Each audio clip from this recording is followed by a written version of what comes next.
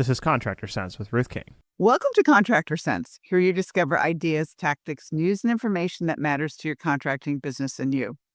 I'm your host, Ruth King. This episode is sponsored by Financially Fit Business.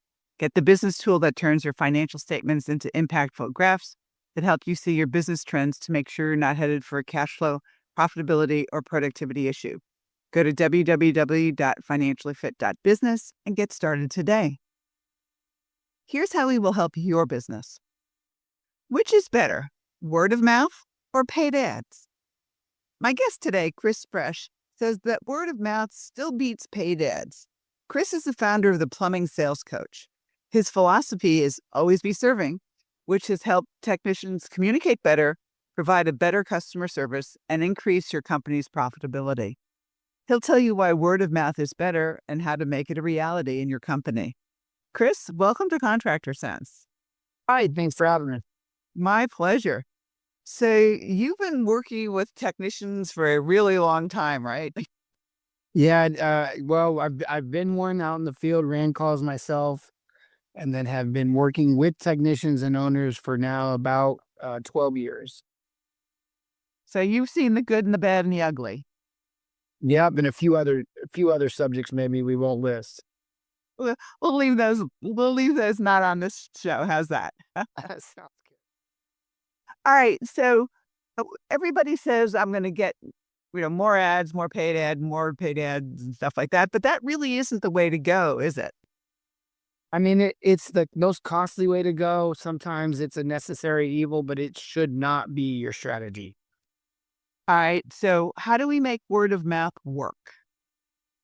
I mean, like anything, right? With word of mouth, it all starts with a good experience for the customer. So you can't really, nothing I could teach or show someone would benefit them if they don't start with a good quality product, a good quality experience. Because if I show you how to get the word out about you, you want that word to be good. So we want to make sure that we're putting a good product out there and a good service and a good experience.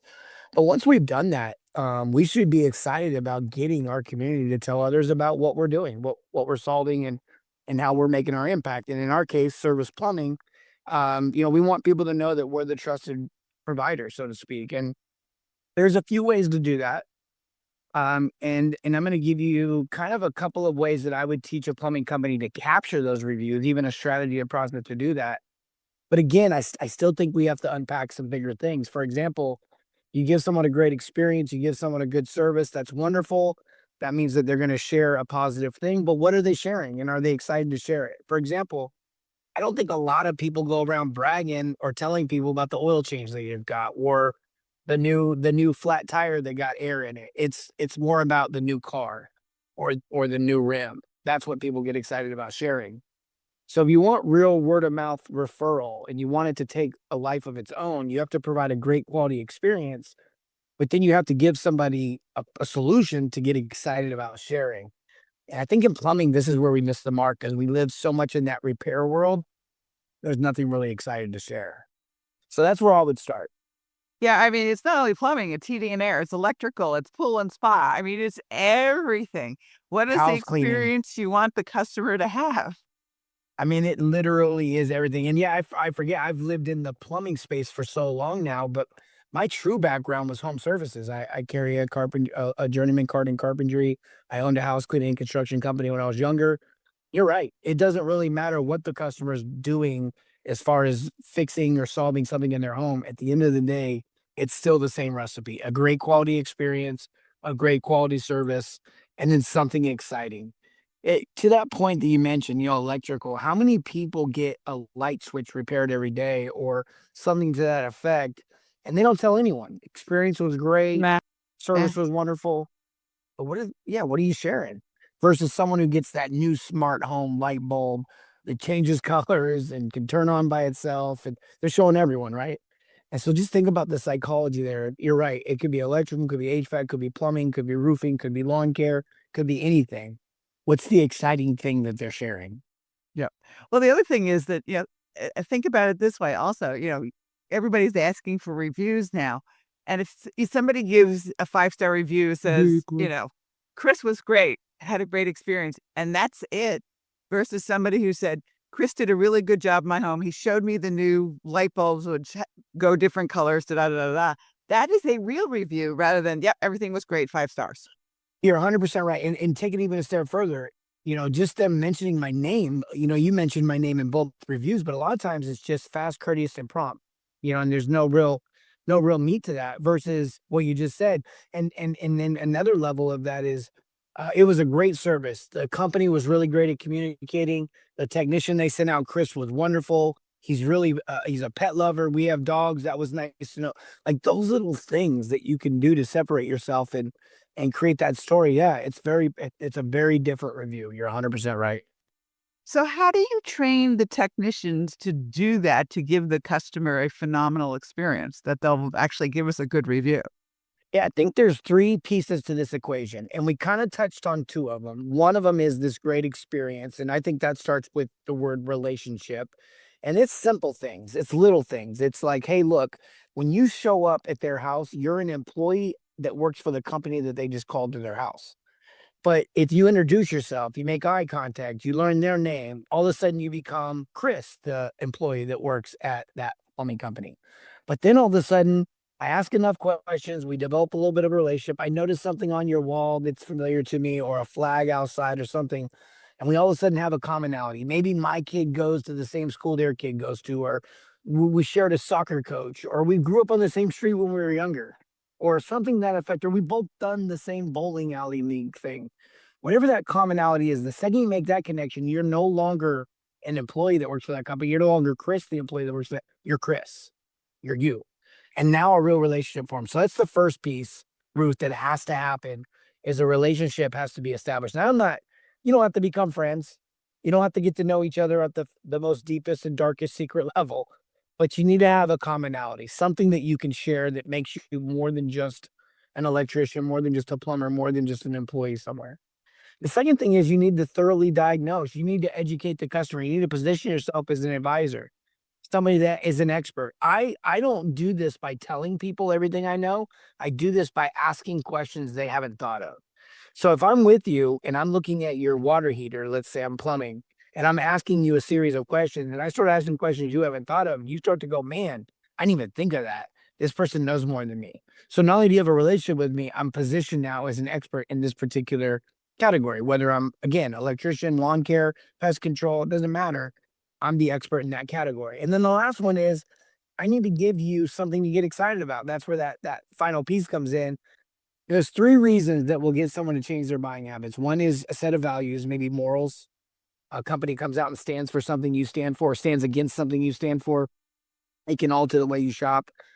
The second one is an experience. Maybe I have a once in a lifetime opportunity to have this experience with my spouse, or to get a sunset picture of us in it, or whatever, something like that.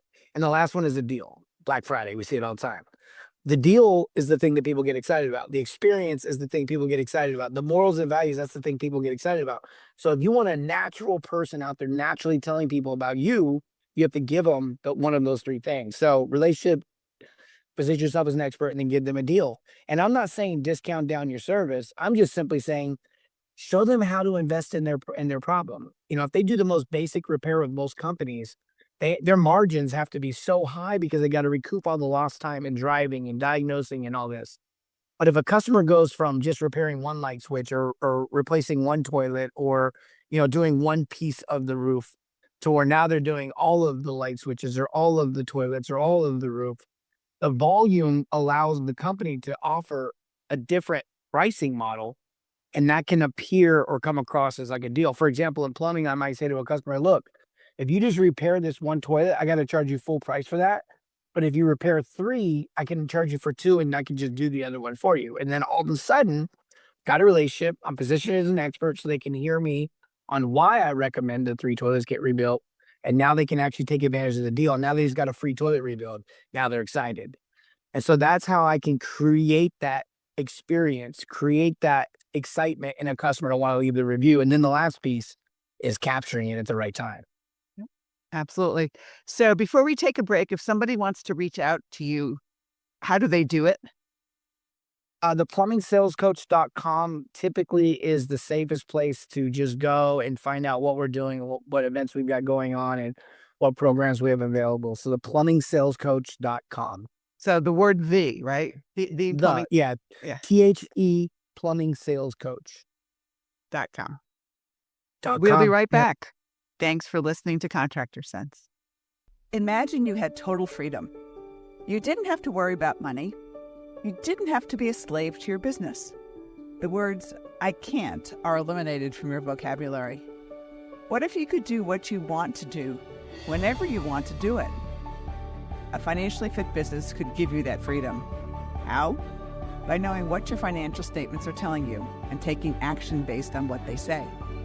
You can do this in less than 10 minutes a month, at an investment of less than taking your family out to dinner once a month. And if your financial statements are a mess, you can get help. Go to www.financiallyfit.business or click on the QR code below to get started today. We're back. Thanks for listening to Contractor Sense. I am speaking with Chris Fresh, who is the founder of the Plumbing Sales Coach.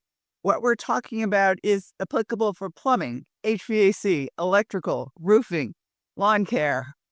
What did I miss? A lot, I'm sure. But Chris, before the break, we started saying, okay, this is what we need to do to get somebody, give us a good word of mouth referrals. Now, what's the process to make that happen? Yeah, in order, we talked about the recipe for getting someone excited to have something cool to share with their friends and their family. But now it comes down to like what's needed before they're willing. And I think, the first piece of that equation we just mapped out, right? They're excited. But the second piece is they need to actually experience it, meaning it's not just good enough to then create a really good deal for them to get excited and say, let's do that third option or let's do that second option. They cannot mentally leave you a review yet because they don't know if it's any good, if you're any good, if you could do the work that you promised. However, if you wait until after you're done with the work and you leave, well, then life catches back up with them and they forget. I can't tell you how many times, Ruth, where I've asked the customer, hey, it really helps us out if you leave a review. And they're like, Chris, I'm going to leave you a review. That's all I want to do with my life right now is leave you a review. I love you so much, Chris. I want to leave you this review. And I leave and they never leave the review. I don't think they're lying. I don't think they're like, Chris, I want to leave this review so bad. I do not want to leave this review. Like, that's not what's happening. But what is happening is most likely they weren't planning on experiencing me today because something failed on them or something broke. And so I show up out of nowhere and their life has been put on hold for an hour or 2 or 5. And by the time I leave and they're like, I want to leave you that review, their life is backed up on them. I mean, and now in this day and age, everybody's busy all the time. So if you take a 2-hour break in your life, think about your own personal life. Like if you just took a 2-hour break right now, how far would you be behind? And how many people would be reaching out to you? And in 2 hours from now, what would the notifications on your phone look like? How many missed calls? How many missed messages? How many missed meetings? So you start thinking about that and it's like, they didn't lie to you. They just forgot about you. Life caught back up and you were low on the totem pole for priority.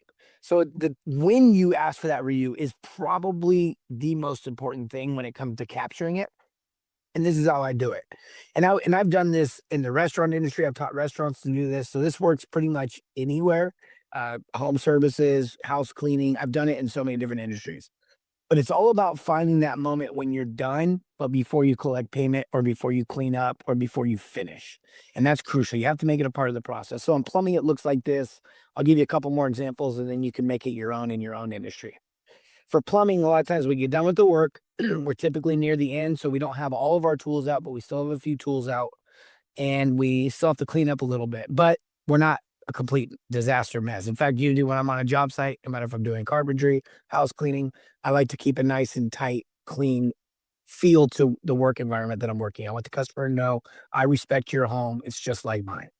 So if I've been doing that, they've been having a great experience. We don't have a big mess. So I've got a couple tools out, probably on my mat with my tool bag out, and I finish up my job. The first thing I'm gonna do is I'm gonna test my work because I don't know what to call back. I want to make sure that everything that I promised them is done right. Go through, test all my work. Second thing I'm gonna do is I'm gonna go test my work with them. This does a couple things. Number one, this makes sure that I did the work that they thought I was gonna do. I can show them any extras I've done. I can show them that everything I did works and it's work. This will avoid any misunderstandings later. This will avoid any poor experiences later when something isn't what they thought. And if I did any extra work, this is the time I can show them that additional perceived value. So maybe I did a couple extra feet of pipe, or I did an extra shed off or something. Maybe it was easier for me just to do it and knock it out. So I'll show them all that. Now I've got them right where I need them to be. They've seen the work that I can do, but their life hasn't caught back up to them yet. And so I'll simply say this to them. Hey, look, is everything like you wanted? Is this what you were hoping for? Did you like the extras I did for you? They're like, this is amazing, Chris. I love you. And I say, okay, great. Could you do me a big favor? They did a study back, American Express, I believe, or somebody did a study in the 80s, and they found out that 80% of people naturally are in a position of wanting to help. Just a human being walking around on earth, 80% of them, natural state of mind is, I want to help. So asking if they can do you a favor really triggers that and helps them kind of see I want to do that. So it's like, hey, can you do me a favor? As you know, you probably read our reviews before I came over. They're really big for your neighbors and your friends and for everybody in the community to kind of know what they're getting or what to expect with us. It would be big if you could leave me one. Would that be possible? And they say, absolutely, I'll leave you a review. I say, okay, great. While I'm cleaning up the rest of my tools, would you mind leaving that review? And then I put it right there in the middle of the process. And then I say, when you get done leaving your review and I get done cleaning up, I'll come in, collect payment, and get out of your hair. And so now the review becomes the last step on their part before payment, and you're gone and get back to their life. So A, you've shown them that your work is done correctly. You can show them all the incentive, all the value. And then B, they're not yet back into their regular life, so they don't forget. When we do this, we see 50% or more of the customers leave a review. When we don't, and we have every amazing follow-up system in the world, the highest we ever get is about 8 to 10%. So it's major as to when you do it, as much as what you do when you do it. Yeah, absolutely. I didn't realize the disparity between doing it then and doing it later. It was like 8 to 10% versus 50%. Which would you do? It's crucial. Yeah, and it costs you nothing. And it's an easy thing to measure because either your team's getting reviews or they're not. And you can see that. So you know they're doing it, they're not doing it 100%. Can I throw one more little piece to this whole thing? Sure, absolutely. If you're doing all this stuff, and we talked about customer service and customer, one thing that hasn't happened in the chronological order of the customer journey is the opportunity to follow up. And that's such a big opportunity to capture missed reviews, people that didn't leave reviews, secondary platform reviews. For example, my tech is in the home capturing a review for Google. My CSR is following up the next day and maybe getting another one for Facebook or for something else. And so you can get real creative there if you're doing all the things. Another thing a review does is consistently continue to provide that amazing experience. Like, hey, you spent money with us. We did work for you. We still want to make sure you're happy. That, believe it or not, separates you from your competition more than you'll ever know. And here's a little kind of, if anyone's still listening, a little secret gift for you. One of the coolest follow-ups that I had ever heard about. I didn't come up with this, but I heard about it and I teach it and it's gold. And this is crazy. But when you get a customer reach out to you and you cannot get them on the schedule, you cannot service them, they call back and cancel and found someone else to do it, whatever.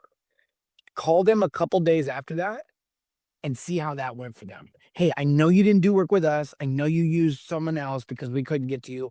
Did they get you right? Are you good? Everything cool? Because what happens is the other company is probably not following up. And so not only did you just separate yourself in the sense of like, who in the world does that? That's amazing.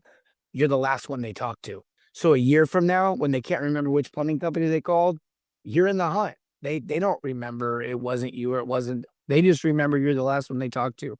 Could be subconscious, could be conscious, but either way, you give yourself the best shot. Cool. Very good. Give us the website again, please. theplumbingsalescoach.com. And I will also say, any platform you look up the plumbing sales coach, we're going to pop up. TikTok, Instagram. We get millions of views. We typically try to be funny. So I don't know if people are laughing with us or at us, but we're trying to provide an entertainment value as well. Sounds great. Chris, thanks for being with us. Yeah, thanks for having me. I appreciate it. My pleasure. And thanks to all of you for joining us. Choose one thing that you discovered and implement it in your business. These ideas, tactics, and strategies help you make more money, have more free time, and give back. If you like today's program, spread the word. Please review this podcast on any device you're listening to it on. Help a fellow contractor make more money too. For comments or questions, call me at 770-729-0258 or email ruthking@hbacchannel.tv. Thanks for listening. Have a great and profitable day.